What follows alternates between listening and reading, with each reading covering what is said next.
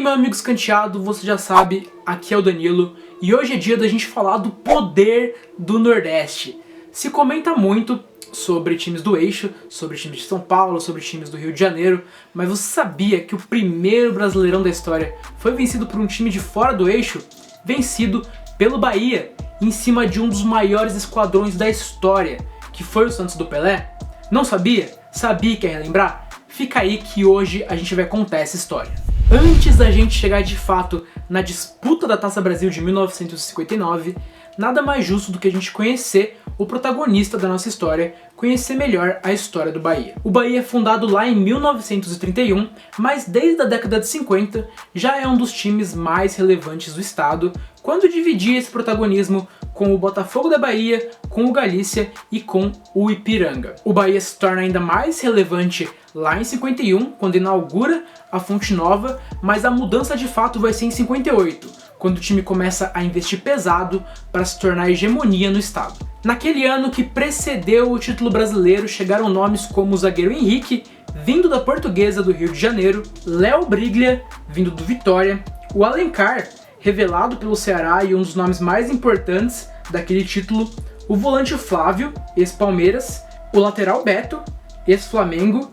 Além disso, o time já contava com Carlito, que se tornaria o maior artilheiro da história do clube, e os atacantes Marito, muito importante na década de 50 com os títulos baianos, e Biriba, importante na década posterior, em 1960. Ao mesmo tempo em que vencia muito a nível estadual, ganhou os estaduais de 52, 54, 56 e o de 58, o Bahia via o futebol brasileiro mudar. Isso porque, depois de ganhar a Copa do Mundo em 58, a CBD, a Confederação Brasileira de Desportos, que é a atual CBF, pensou no primeiro torneio nacional, no primeiro campeonato brasileiro, que era a Taça Brasil. O regulamento, é claro, era muito diferente. O campeonato seria formado por 16 equipes, divididas por regiões. Você vai ver que esse negócio de região era meio estranho na época.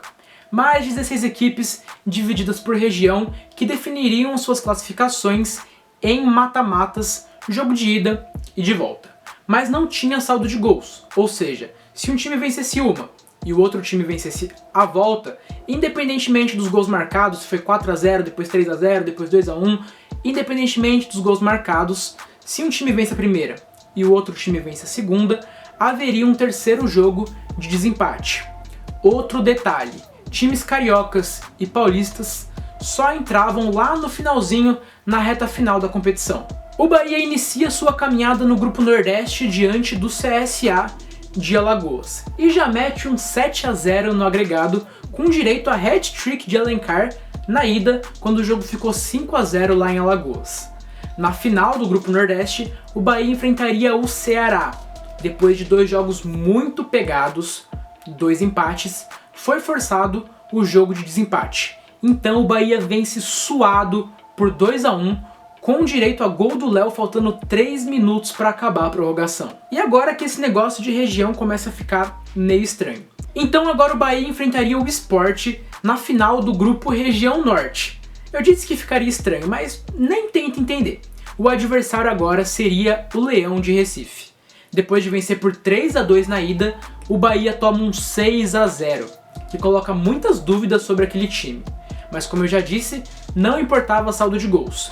Mesmo o Sport tendo marcado mais gols, já que um venceu a primeira e o outro venceu a segunda, era necessário um terceiro jogo e ele aconteceu.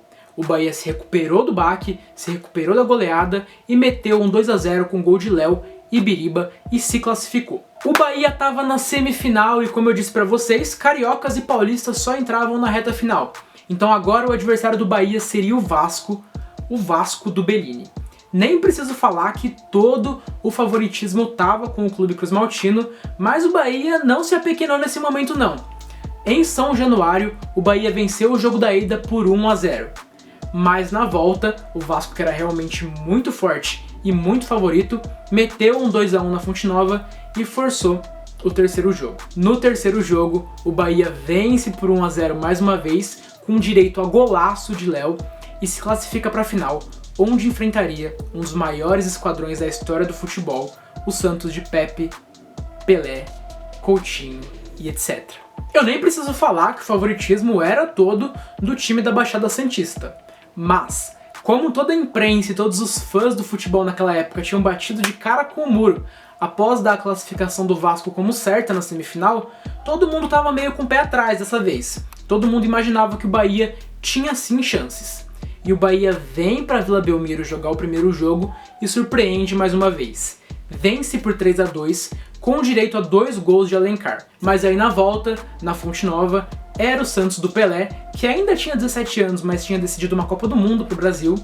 O Santos vence por 2-0 e força o terceiro jogo. E era para esse jogo acontecer, na teoria, ainda em 1959, mas acontece um rolo lá com o calendário e esse jogo é marcado para março de 1960. Mas, nesse meio tempo, o que acontece é que o técnico Geninho, do Bahia, afirmando que queria ficar mais perto da família, deixa o comando do clube antes de treinar o time na final.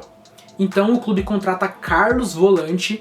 Se você não conhece o Carlos Volante, que é conhecido como o cara que criou a posição de volante, até por isso a posição chama assim hoje em dia, a gente fez um vídeo sobre ele que você pode conferir aqui no card. Então chega o Carlos Volante no meio dessa loucura para disputar a final pelo Bahia.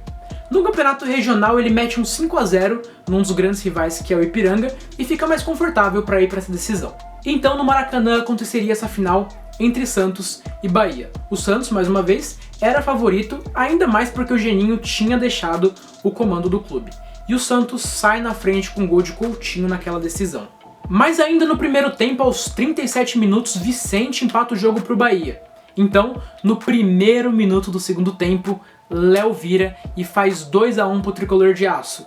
E o Alencar ainda fecharia o caixão, marcaria o 3-1, o Bahia derrotaria o Santos dentro do Maracanã e se sagraria o primeiro campeão brasileiro, campeão da Taça Brasil de 1959. Então não adianta subestimar o Bahia, subestimar os times que estão fora do eixo, porque o primeiro Brasileirão de todos é de um time que está de fora do eixo, é do Tricolor de Aço. Meu amigo, se você gostou do vídeo, não se esqueça de deixar o like, de se inscrever, de ativar o sininho para não perder os próximos vídeos. E se gostou do tema, comenta aqui e deixa a sugestão também de próximos temas pra gente fazer aqui. Até a próxima!